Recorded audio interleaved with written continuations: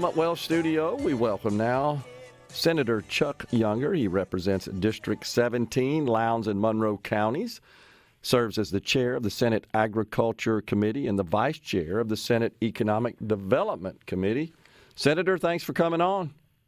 Glad to be on, Gerard. Love your show, and I love your music you play, too. I appreciate that, Senator. We are grateful that you could join us today.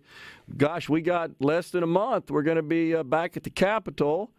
We got lots of newcomers because we start a new term, certainly in the House and the Senate. Not quite as many. I think Senator Harkins told me the other night we have 7 new senators. I believe that's correct, which is a little fewer than normal, right?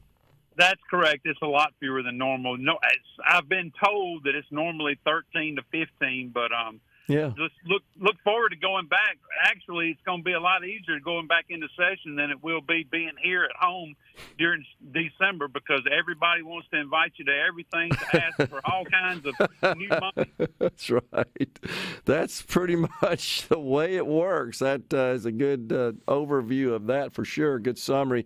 So let's talk about the Agriculture Committee and an issue that lots of states are discussing and considering legislation. Some have enacted it, and that has to do with foreign nations acquiring our agriculture farmland here in the state of Mississippi. What's going on there? What do you think? Well, I think it's a very it's a difficult situation, because you have people, Americans, that are invested in these big companies. And the companies are mainly owned by Chinese or whoever. Yeah. And Americans are on the boards. You know, it might be, I think there's, like Syngenta, I believe, has been told that 8 Americans are out of the 10 are on the board. And, you know, it's a two-edged sword. We got to be real careful when we do this. Mm-hmm. We're going to try to do it through ag. It is an ag issue.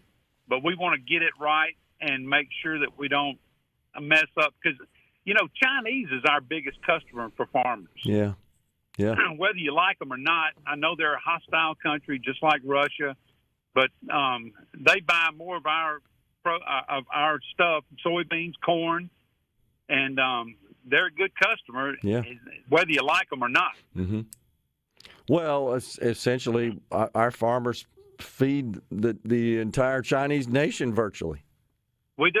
We feed the world. And, you know, I'm a farmer. I've been farming my whole life. And we have to go to the government, our government. We go to our government and tell them everything we do. We have to have crop insurance mm-hmm. To get our loans.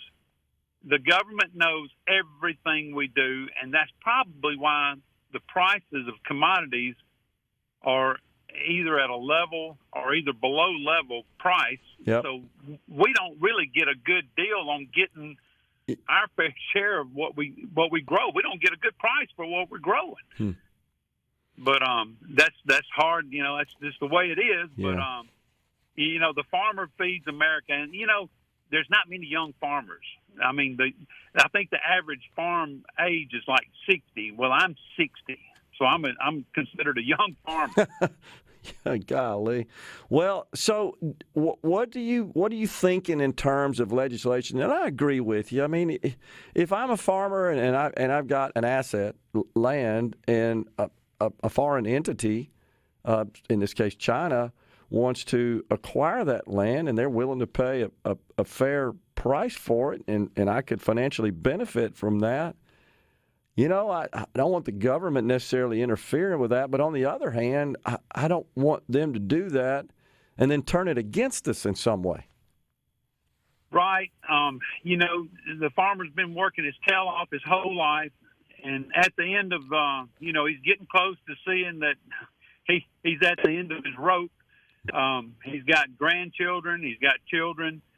He wants to leave them with the most that he can leave them with, whether Sure. it's money or land. Sure. But, you know, we think that the bill's being drafted. All bills are being drafted left and right now. And, Okay. You know, we look forward to getting it right. Farm Bureau is a big help with us in the Ag Committee. Mike McCormick sharp as a tack. Yeah. He always keeps me with more knowledge of what's going on, especially when he goes back and forth to Washington all the time. Yep. It's real complicated. I was putting together a couple of 4 bicycles my wife ordered, and I was putting them together the other night, and every one of them had China. Yep. Chinese. I mean, everything's made in China that we buy. So, we got to get this bill done right. That's all Okay. We got National Ag Law Center that's going to be helping us and giving us advice, and we're leaning on them to give us good advice on how we're going to draft this new bill. Yeah. Well, you're walking a tightrope, and I know you're aware of that, but I appreciate you seeking input from multiple subject matter experts, as you've indicated. I think that's going to be critical to getting this legislation right. Let's talk, Senator Younger, about some other priorities that you're thinking about in the upcoming session. Well, there's the talk of the getting rid of the Mississippi income tax. Yeah. Look, I've got a lot of friends that are for it. I'm not one of those guys that's for it. You get rid of a third of your budget, how are you going to replace it? You're going to go after the property. You're going to have to go after the property owners for taxation. The property owners, to me, in Mississippi are the most important people we have. I'm not for getting rid of the Mississippi income tax. Okay. We're gonna, there's talk of PERS. Mm-hmm. We do need to change some things about PERS. Of course, I'm invested in PERS. Everybody I know, their sister and brother are invested in PERS, and everybody I see when I'm out and about in my district, they'll look at me and say, "Whatever you do with PERS, don't touch PERS."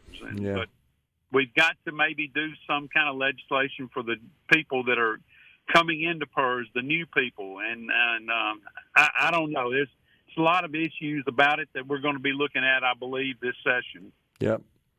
Yeah, and I don't know if you've had a chance to take a look at the article I wrote about it. I know it's been widely read, and I've tried to just lay out here's how we got here, here's what the problems are, here are some potential resolutions to the issue. But everybody I've talked to that serves in our legislature is aware and believes we got to address it and do something.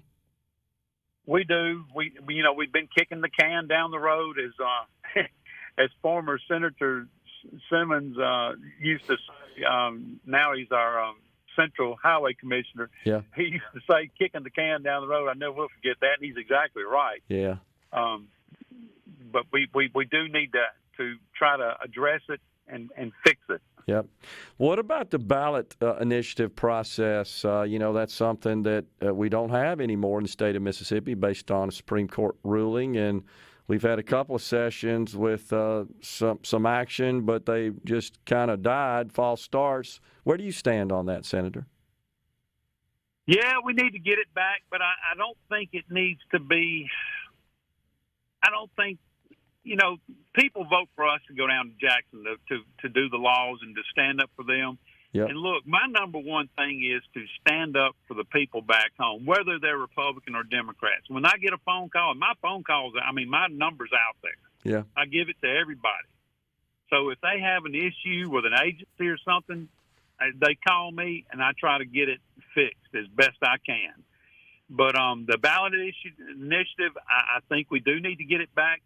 And but I don't think it needs to be quite so easy. I think we do need to make it a little bit not say difficult, but it needs to be.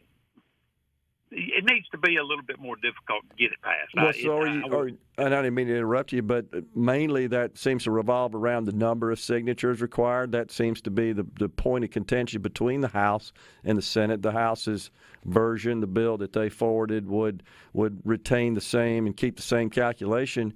Do you support, as do many in the Senate, a higher threshold there? That's yes. Uh-huh. Okay. Yep. Yeah, gotcha. Well, hopefully we can get something done. I'll just share with you that's probably one of the things we hear here most frequently from our listening base, our audience, that they'd like to see that reinstated. So hopefully you guys can get together and work something out. But and I don't want to take the people's freedom away. You know, I mean, sure. But at the same time, I mean, why have legislators if you want to just do the ballot initiative on everything? Yeah. So, well, hopefully we can do something thoughtful and make something happen there that kind of works for everybody. We're out of time here, but we certainly appreciate it, Senator. Thanks so much for calling in and sharing your insight. I'm sure I'll be seeing you down at the Capitol between now and then. I hope you and your family have the merriest of Christmases and a great New Year. Thank you, sir. You too. I enjoy your show, and I want to give a shout-out to Senator Jason Barrett and Jeremy England. They texted me and asked for one. All right. Awesome. Appreciate that. We're coming right back, folks, in the Element Well studio.